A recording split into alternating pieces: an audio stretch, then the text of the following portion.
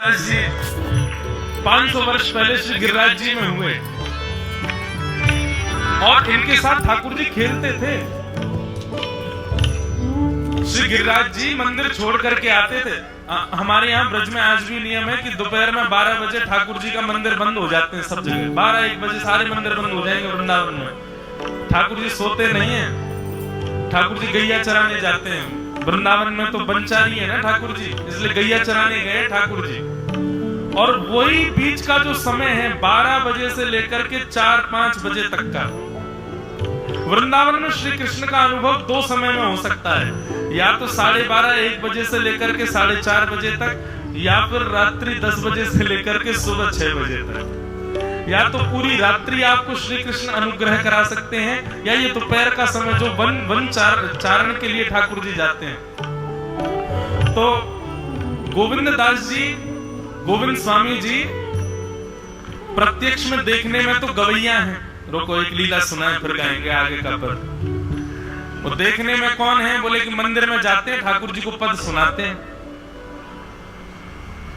लेकिन उनकी अंतरंग इशारे चलते थे ठाकुर जी के साथ।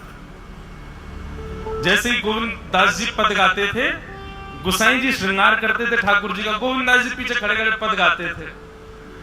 तो जैसे ही गोसाई जी श्रृंगार करते करते थोड़ा श्रृंगार लेने के लिए नेक दूर जाते, ठाकुर जी ऐसे खड़े खड़े नीचे से एक मोती उठाते, मोती उठा के ये मारते गोविंद दास के सिर पे। और जैसे ही गोविंद दास के सिर पे लगती, गोविंद दास की तो माने ना दारी की तो बताऊं, रुक जा। जैसे ही वो मोती लेकर के वापस गोविंद दास मारते, तब तक गोसाई जी वापस आ जाते। और गोसाई जी के आते ही वो मोती ठाकुर जी की जगह गोसाई जी में जाके लग जाता। गोसाई जी कहते, हे गोविंदा, तू ठाकुर जी को मोती मार रहा है? गोविंद दास बोले, मेरो माथो देखियो, ये गुम्माटो फूल को ये आपके लाला ने मारो मुझे।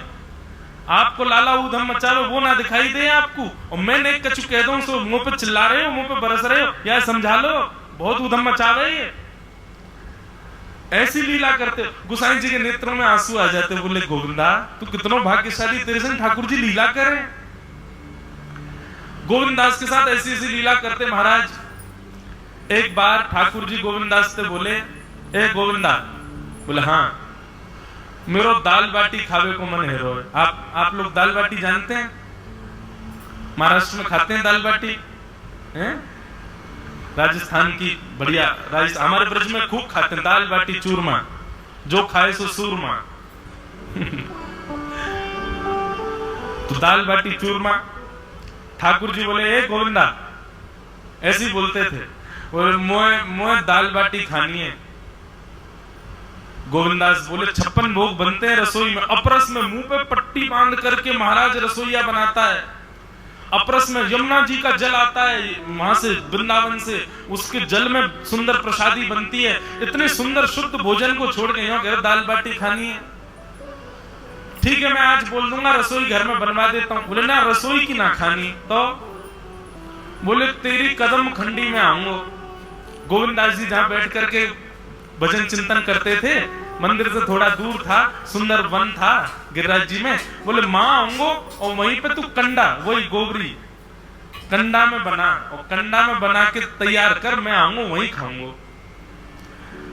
गोविंदास जी बोले, यहाँ सब लोग आपको मंदिर में पूजने आते हैं, आप यहाँ पे भगवान हो, ऐसे कहीं खाने पीने आओ। बोले, कोई को पता थोड़ी चलेगी, मैं आ जाऊंगा, तू चिंता मत कर, तू सुन तैयारी कर ले, आज मैं तेरे यहाँ आके प्रसाद पाऊंगा।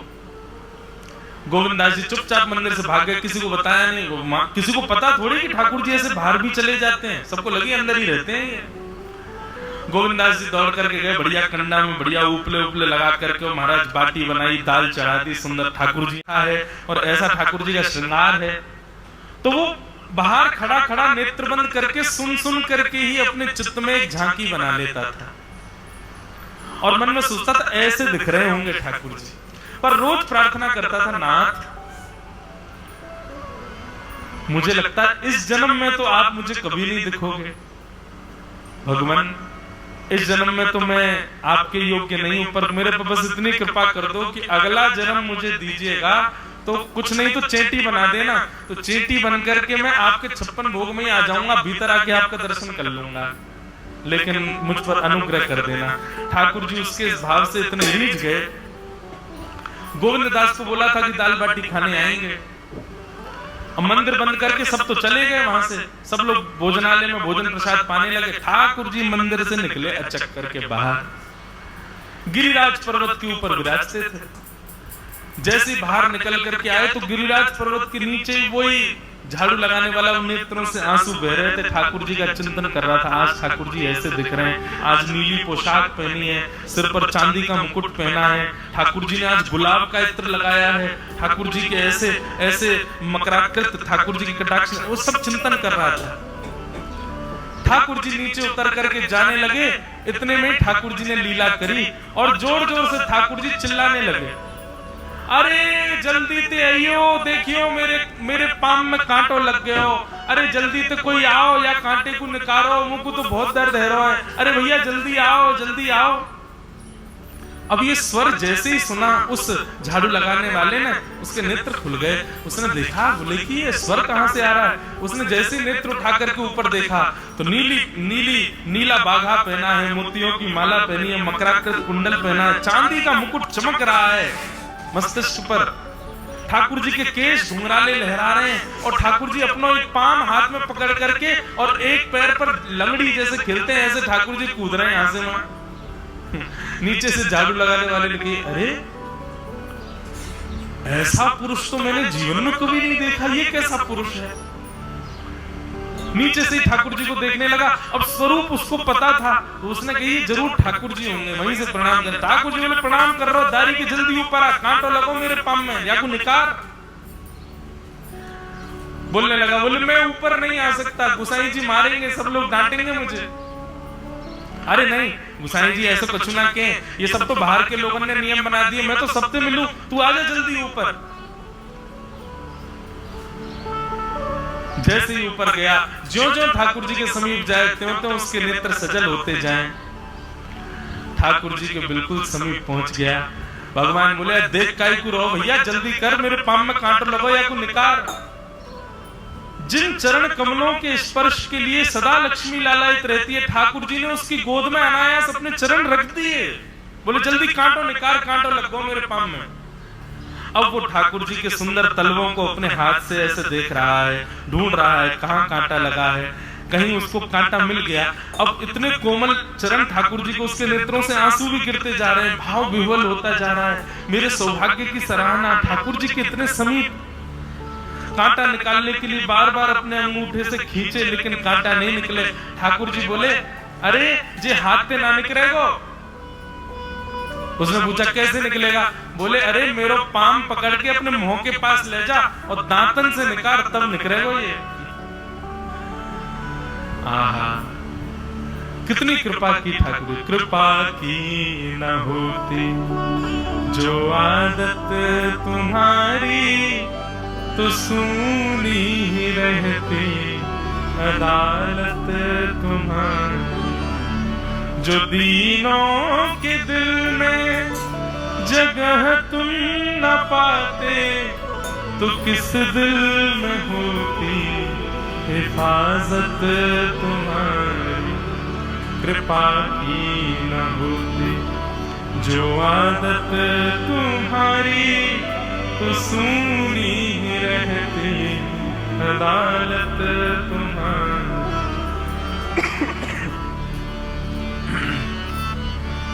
कितनी कृपा। उसने कांटा निकाला मुख से। जो ठाकुर जी अचल दिखते हैं सबको मंदिर में, वो सचल दिखते हैं गोविंद दास को। कितनी बड़ी कृपा। गोविंद दास के यहाँ ठाकुर जी पहुंच गए और पहुंच करके ठाकुर जी बोले, चल गोविंदा जल्दी खवा, मुझको तो बहुत जोर की भूख लगी है। गोविंद दास बोले, हाँ विराजो। सुंदर व्यवस्था कर दी। ठाकुर जी बैठ गए और बैठ करके सामने पत्तल पर महाराज बाटी रखी, दाल रखी, चूरमा रखी, चटनी रखी, सब बढ़िया सुंदर सजा दी। अब ठाकुर जी पा रहे हैं, प्रेम से पाते जा रहे हैं और पाते पाते बीच में कहे, और ला, और जल्दी ला, जल्दी ला, भूख लग रही है मुझको। गोविंदास बोले, पहले इनको तो खा लो। अरे ना, तू जाने ना मंदिर में मेरा भूख कैसे लगे। थाली में 2 रोटी और ये सब्जी, इनते मेरा भूख पेट थोड़ी भरा है। मेरे सामने तो सबरी सामग्री धर दो, मेरा जो मन होगा मैं उठा उठा के पास हो जाऊंगा। अरे गोविंदा जल्दी जल्दी लेके आ। अब गोविंद दास जी पीछे मुड़ करके बढ़िया सुंदर बाटी वाटी सेके, इतने में ठाकुर जी क्या करें, एक बाटी तो खा जाए और दूसरी बाटी उठा के अपनी जेब में धरते जाए। वो संग आयो वाक्य काजी लेके जानी है।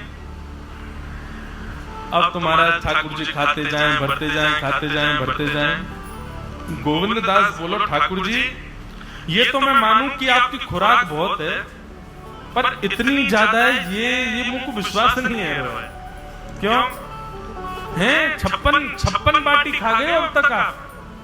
अरे कोई तुक ना है, पेट है कि समुद्र है, कुआ है, कहा है आपको? ठाकुर जी बोले अच्छा दारी के ऐसे बोले चलो जाऊंगा मैं। अरे नहीं जय आप तो पाओ। ठाकुर जी तो जेब में भरते जा रहे थे।